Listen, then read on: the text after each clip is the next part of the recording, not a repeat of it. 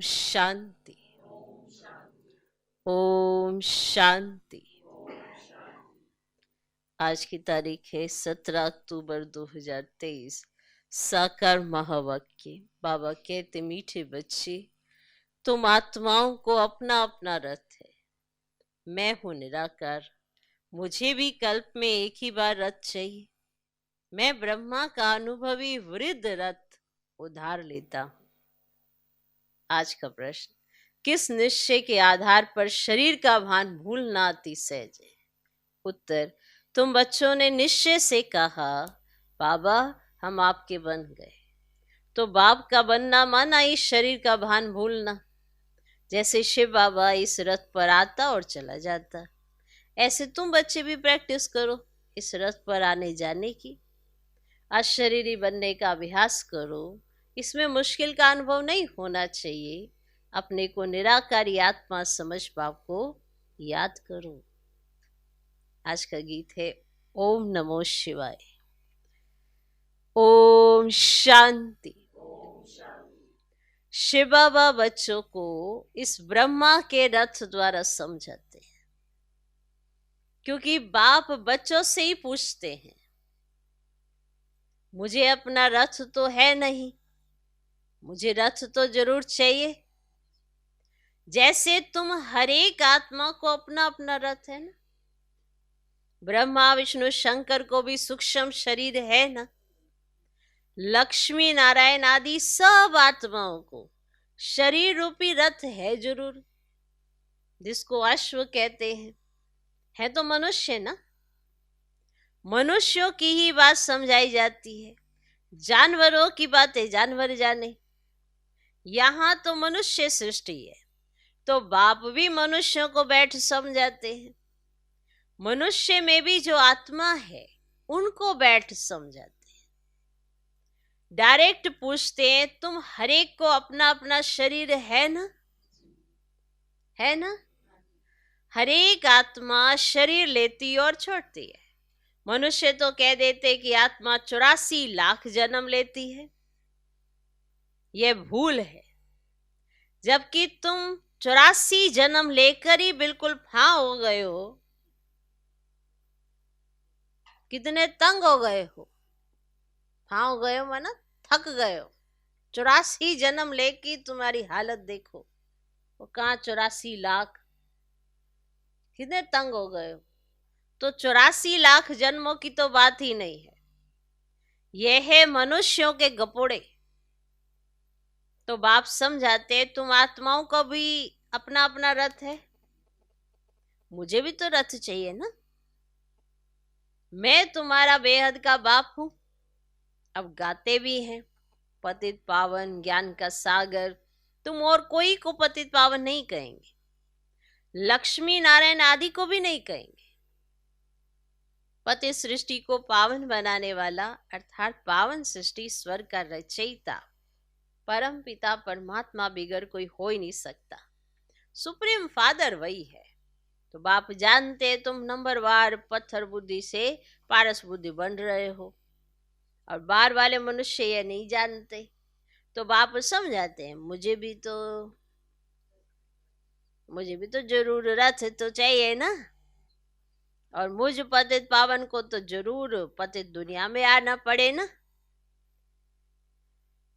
Plague की बीमारी होती है तो डॉक्टर को प्लेगियों के पास आना पड़ेगा। और बाप कहते, तुम्हारे में 5 विकारों की बीमारी आधा कल्प की है।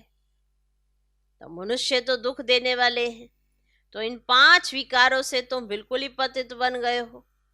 तो बाप समझाते हैं, मुझे पतित दुनिया में ही आना पड़े ना। पतित को ही भ्रष्टाचारी कहा जाता है, पावन को श्रेष्ठाचारी कहेंगे। तो बरोबर तुम्हारा भारत पावन श्रेष्ठाचारी था, लक्ष्मी नारायण का राज्य था। तो जिसकी तो महिमा गाते हैं, सर्वगुण संपन्न 16 कला संपूर्ण, तो वहां सब सुखी थे। ये तो कल की बात है। तो बाप कहते हैं, मैं आऊं तो आऊं कैसे, किसके शरीर में आऊं? पहले तो मुझे प्रजापिता चाहिए। सूक्ष्म वतनवासी को यहां कैसे ले आ सकता? वे तो फरिश्ता है ना। उनको पतित दुनिया में ले आऊं, ये तो दोष हो गया। अब सूक्ष्म वतनवासी फरिश्ता ब्रह्मा बाबा, अगर उनको इस पतित दुनिया में ले आऊं तो यह तो दोष हो जाए। कहेंगे मैंने क्या गुनाह किया? बाप बड़ी रमणीक बातें समझाते हैं। समझेगा वही जो बाप का बना होगा। घड़ी घड़ी बाप को याद करता रहेगा तो बाप कहते हैं मैं आता ही तब हूं जब धरती पर पाप बढ़ जाता है। कलयुग में मनुष्य कितने पाप करते हैं? तो आप पूछते हैं बच्चे बताओ मैं आऊं तो किस तन में आऊं? बताओ मैं आऊं तो किस तन में आऊं? मुझे चाहिए भी जरूर वृद्ध अनुभवी रथ। अब ये जो मैंने रथ लिया है बरोबर इनके बहुत गुरु किए हुए हैं, शास्त्र आदि पढ़ा हुआ है। ये भी लिखा हुआ है ना कि बहुत पढ़ा हुआ था। अर्जुन की बात नहीं, मुझे कोई अर्जुन व कृष्ण का रथ थोड़े ही चाहिए। मुझे तो चाहिए ब्रह्मा का रथ। उनको ही प्रजापिता कहेंगे। कृष्ण को तो प्रजापिता नहीं कहेंगे। बाप को तो ब्रह्मा का ही रथ चाहिए जिससे ब्राह्मणों की प्रजा रचे। तो ब्राह्मणों का है सर्वोत्तम कुल। विराट रूप दिखाते हैं ना, देवता, क्षत्रिय, वैश्य, शूद्र। बाकी ब्राह्मण कहाँ गए? अब यह किसको भी पता ही नहीं है। ऊंचते ऊंचे ब्राह्मणों की चोटी, चोटी हो तभी समझा जाता है कि यह ब्राह्मण है। अगर जिस ब्राह्मण की चोटी नहीं तो समझते ही नहीं है ब्राह्मण है। तो ब्राह्मणों की चोटी गाई जाती। सच्ची सच्ची चोटी तो तुम्हारी है। तुम राज ऋषि हो, बड़ी चोटी वाले। अब ऋषि उनको कहा जाता है जो पवित्र रहते हैं। तुम हो राजयोगी, राज ऋषि, राजाई के लिए तपस्या कर रहे। वह मुक्ति के लिए हटियों की तपस्या करते हैं। तुम जीवन मुक्ति राजाई के लिए राजयोग की तपस्या कर रहे हो। तुम्हारा नाम ही है शिव शक्ति। शिव बाबा तुम्हें रीइंकारनेट करते हैं तो तुम फिर से भारत में जन्म लेते हो। जन्म लिया है ना, लिया है ना। कोई कोई ने भल जन्म लिया है परंतु समझते नहीं है कि हम शिव बाबा के बने, उनके पास जन्म लिया है। अगर ऐसा समझे तो शरीर का भान बिल्कुल ही निकल जाना चाहिए। जैसे शिव बाबा निराकार इस रथ में है, तुम भी अपने को निराकार आत्मा समझो। बाप कहते बच्चे मुझे याद करो, अब वापिस घर चलना है। तुम तो पहले अशरीरी थे, फिर देवी व देवता का शरीर लिया, फिर क्षत्रिय शरीर, फिर वैश्य शरीर, फिर शूद्र शरीर लिया। अभी फिर तुम अशरीरी बनो। तुम मुझ निराकार को ही कहते हो बाबा अभी हम आपके बने हैं, हमको वापस जाना है। अब देखो तो नहीं लेके जाना है, देखो तो नहीं ले चलना है ना।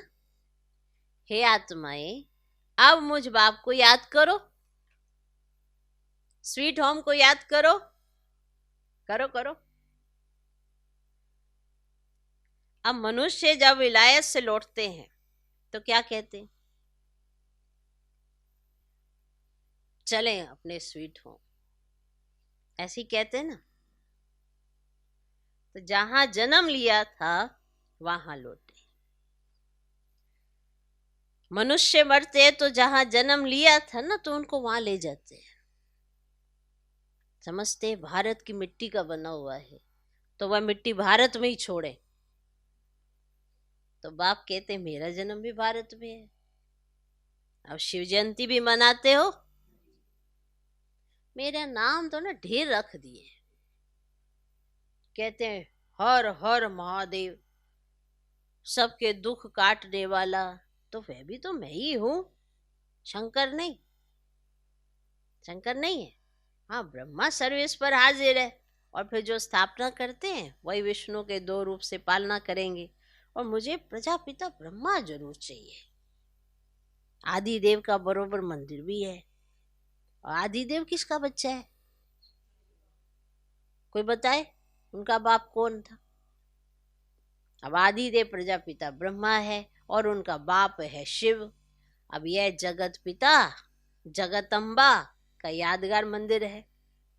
अब इस आदिदेव ब्रह्मा के रथ में बाप ने बैठ ज्ञान सुनाया। दिलवाड़ा मंदिर याद आया? उसमें आदिदेव भी है और आदिदेवी भी, और कोठरी में ना सब बच्चे बैठे हैं। अब सभी का मंदिर तो नहीं बनाएंगे, अब मुख्य है 108 की माला, तो 108 कोठरियां बना दी। अब 108 की पूजा होती है, तो मुख्य है शिव बाबा, फिर ब्रह्मा सरस्वती युगल। अब शिव बाबा है फूल, उनको अपना शरीर नहीं है, और ब्रह्मा सरस्वती को अपना शरीर है, और माला शरीरधारियों की बनी हुई है। सब माला को पूजते हैं, तो पूज कर पूरा करेंगे ना, फिर शिव बाबा को नमस्कार करेंगे, माथा झुकाएंगे, क्योंकि उसने इन सब को पति से पावन बनाया है, इसीलिए पूजी जाती है। और माला हाथ में ले बैठ राम राम कहते हैं। परम पिता परमात्मा के नाम का किसको पता नहीं है, और शिव बाबा है मुख्य, फिर प्रजापिता ब्रह्मा और सरस्वती भी मुख्य है। बाकी ब्रह्मा कुमार और कुमारियां जो जो पुरुषार्थ करते रहते हैं उन्हों के नाम होंगे। आगे चल तुम सब देखते रहेंगे, जब पिछाड़ी होगी ना तब तुम यहां आकर रहेंगे। जो पक्के योगी होंगे वही रह सकेंगे, भोगी तो थोड़ा ठका सुनने से खत्म हो जाएंगे। कोई का ऑपरेशन देखने से भी मनुष्य अनकॉन्शियस हो जाते हैं ना। अभी पार्टीशन में कितने मनुष्य मरे, वो लोग तो गपोड़े मारते रहते कि हमने बिगर कोई लड़ाई राज्य ले लिया। ये तो कितना बड़ा गपोड़ा है कि बिगर कोई लड़ाई राज्य ले लिया, परंतु मरे इतने जो बात मत पूछो। ये है ही झूठी माया। अभी सच्चा बाप बैठ तुमको सच सुनाते। बाप कहते मुझे रथ तो जरूर चाहिए, तो आज तो कंफर्म ही बता और पूछ ही रहे हैं चाहिए कि नहीं चाहिए। और तुम्हारे पास अपना रथ और मुझे कल्प में एक भी रथ ना मिले, चाहिए ना। अब मैं साजन बड़ा हूं तो सजनी भी बड़ी चाहिए। अब सरस्वती है ब्रह्मा की मुख वंशावली, वे कोई ब्रह्मा की युगल नहीं है, ब्रह्मा की बेटी है। उनको फिर जगदम्बा क्यों कहते हैं? क्योंकि ये मेल है ना, तो माताओं की संभाल के लिए उनको रखा है। ब्रह्मा मुख वंशावली सरस्वती तो ब्रह्मा की बेटी हो गई। ब्रह्मा तो जवान है, ब्रह्मा तो बूढ़ा है। सरस्वती जवान, ब्रह्मा की स्त्री शोभती भी नहीं, हाफ पार्टनर कहला न सके। अभी तुम समझ गए हो? तो बाप कहते मुझे इस ब्रह्मा का शरीर लेना पड़ता है ना, लोन लेना पड़ता है। उधार पर तो बहुत लेते हैं। ब्राह्मण को खिलाते हैं तो वह आत्मा आकर ब्राह्मण के शरीर का आधार लेगी।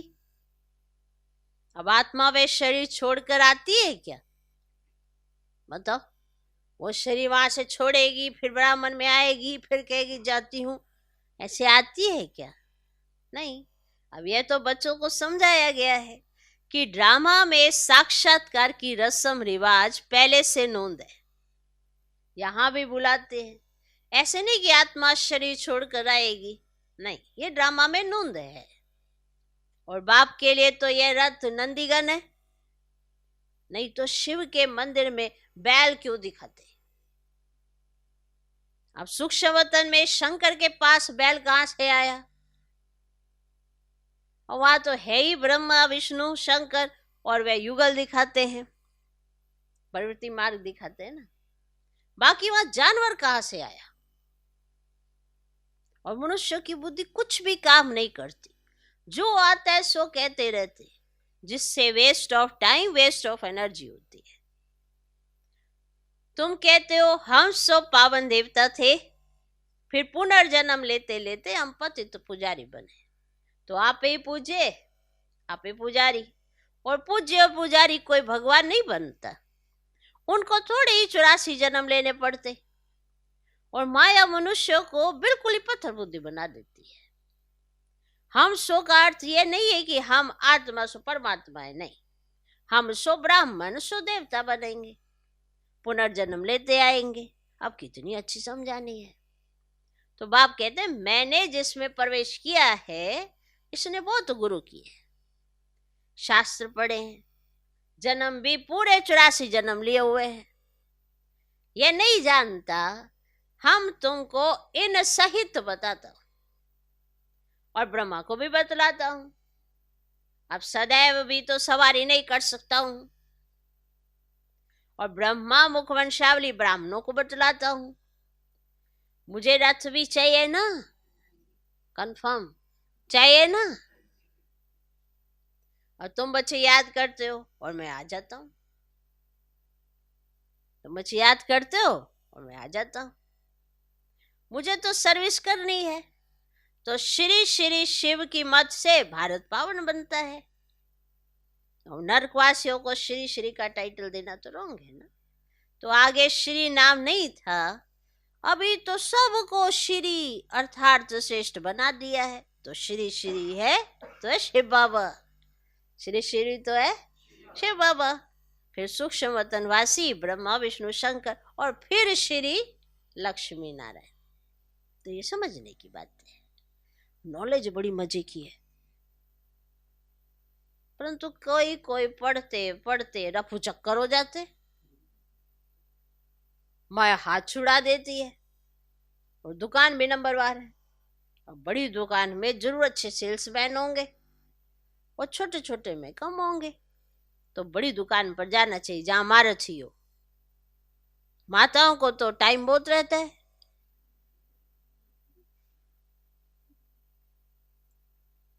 पुरुषों को धंधा आदि करना है तो बिजी रहते हैं, माताएं तो फ्री हैं,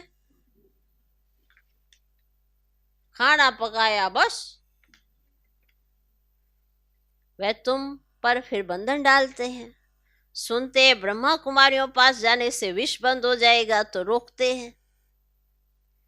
शिव बाबा ऐसी तिरकनी चीज है ना, माना फिसलनी जो होती है, शिव बाबा ऐसी तिरकनी माना फिसलने वाली चीज है ना, जो तुम घड़ी घड़ी भूल जाते हो। पाप बिल्कुल सहज रास्ता बताते, मुझे याद करो तो तुम्हारे पाप भी कट जाएंगे और मेरे पास भी आ जाएंगे। तो याद नहीं करेंगे तो पाप भी नहीं कटेंगे और साथ भी नहीं ले जाऊंगा, फिर सजा खानी पड़ेगी। और भक्ति में छाछ पीते आए, और मक्खन तो तुमने सतयुग त्रेता में खाकर पूरा कर दिया, और बच गई छाछ। और सतयुग त्रेता में तुमने मक्खन खा के पूरा कर दिया, वो बाकी पीछे रह जाती है छाछ। और छाछ भी पहले अच्छी मिलती है, फिर पानी मिलता है उसमें। पहले गाढ़ी गाढ़ी छाछ होती है ना, तो द्वापर में ऐसे शुरू शुरू में छाछ अच्छी मिलती है, और फिर उसमें पानी मिलता है। और सतयुग त्रेता में घी दूध की नदी बहती है। अभी तो घी कितना महंगा हो गया, कितना। अच्छा, मात पिता बाप दादा का मीठे मीठे सिकिलधे बच्चों प्रति याद प्यार और गुड मॉर्निंग। रूहानी बाप की रूहानी बच्चों को नमस्ते। हम रूहानी बच्चों की भी रूहानी बाप को नमस्ते नमस्ते नमस्ते। Good morning good morning good morning. धारणा के लिए मुख्य सर पहला पॉइंट, राजऋषि बन तपस्या करनी। राजऋषि बन तपस्या करनी। पूजनीय माला में आने के लिए बाप समान सर्विस करनी। पूजनीय माला में आने के लिए बाप समान सर्विस करनी। पक्का योगी बनना है।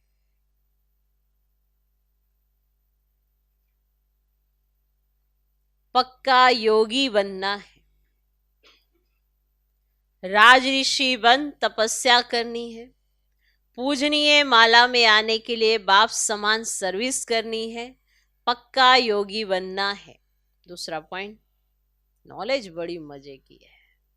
पॉइंट है, नॉलेज बड़ी मजे की है, इसीलिए रमणीकता से पढ़ना है, मूंझना नहीं है।